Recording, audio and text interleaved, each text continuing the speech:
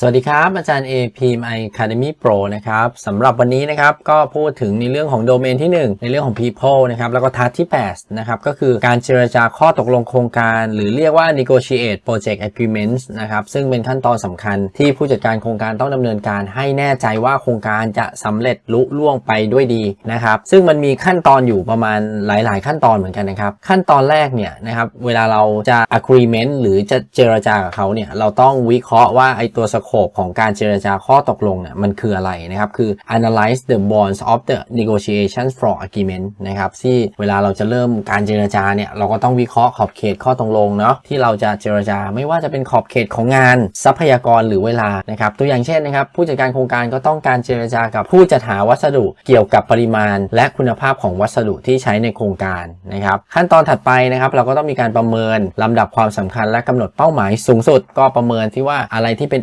ultimate objective นะครับเป้าหมายสูงสุดนะครับเพื่อที่เราจะต้องประเมินลำดับความสำคัญของสิ่งที่เราต้องการจากการเจรจาและกำหนดเป้าหมายสูงสุดที่เราต้องการบรรลุตัวอย่างเช่นผู้จัดการโครงการต้องการให้การจัดหาวัสดุมีความรวดเร็วนะครับเพื่อไม่ให้เกิดการล่าช้าในโครงการหลังจากนั้นเราก็ต้องทำการ verify objective ของ project agreement ว่าได้ตามนั้นไหมนะครับก็คือตรวจสอบให้แน่ใจว่าเป้าหมายของข้อตกลงโครงการนั้นบรรลุผลเมื่อเราได้ทำการเจรจาแล้วเราก็ต้องตรวจสอบให้แน่ใจว่าเป้าหมายที่เรากำหนดไว้เนี่ยได้รับการตอบสนองตัวอย่างเช่นหลังจากที่เราได้ทำการเจรจานะครับว่าผู้จัดการโครงการหรือ PM เนี่ยต้องตรวจสอบว่าวัสดุที่ได้รับตรงตามที่ตกลงกันไว้ไหมแล้วเราก็จะต้องมีการ participate in agreement negotiation คือต้องเข้าร่วมการเจรจาข้อตกลงเป็นขั้นตอนที่สำคัญมากเพราะเป็นการสื่อสารโดยตรงกับผู้ที่เกี่ยวข้องตัวอย่างเช่นPM เนี่ยเข้าร่วมประชุมกับผู้จัดหาวัสดุนะครับเพื่อหารือและเจรจาเกี่ยวกับรายละเอียดต่างๆของข้อตกลงแล้วสุดท้ายเราก็จะต้องมีการกำหนดกลยุทธ์การเจรจานะครับก็คือ negotiation strategy นั่นเองนะครับเพราะว่า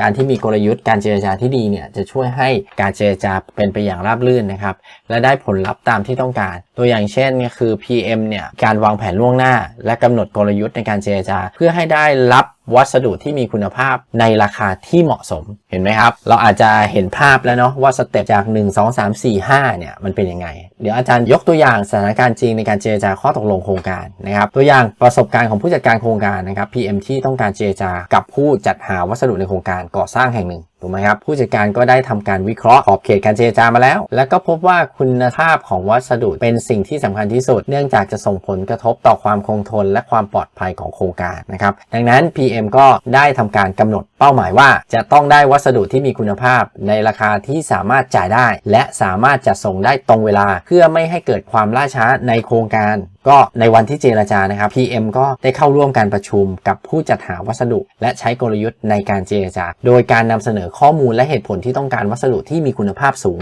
และเจรจาราคาที่เหมาะสมพร้อมทั้งกำหนดเงื่อนไขการจัดส่งที่ชัดเจนนะครับผลของการเจรจาครั้งนี้ก็คือผู้จัดการโครงการหรือ PM เนี่ยก็สามารถตกลงกับผู้จัดหาวัสดุได้เงื่อนไขที่พอใจทั้ง2ฝ่ายซึ่งทำให้โครงการสามารถดำเนินไปได้อย่างราบรื่นและสำเร็จตามเป้าหมายนะครับก็สรุปแล้วนะครับการเจรจาข้อตกลงโครงการหรือ negotiate project agreement เนี่ยเป็นขั้นตอนที่ท้าทายนะครับแต่ถ้าสมมุติว่าเรามีกลยุทธ์ที่ดีและมีการวิเคราะห์ข้อมูลอย่างละเอียดเราจะสามารถบรรลุเป้าหมายของโครงการได้อย่างแน่นอนนะครับก็สุดท้ายนี้นะครับอาจารย์ PMI Academy Pro ก็ต้องขอบคุณทุกคนนะครับที่มารับชมนะครับหากชอบคลิปนี้นะครับก็อย่าลืมกดไลค์กดแชร์กดติดตามเพื่อรับชมคลิปใหม่ๆจากเรานะครับสวัสดีครับ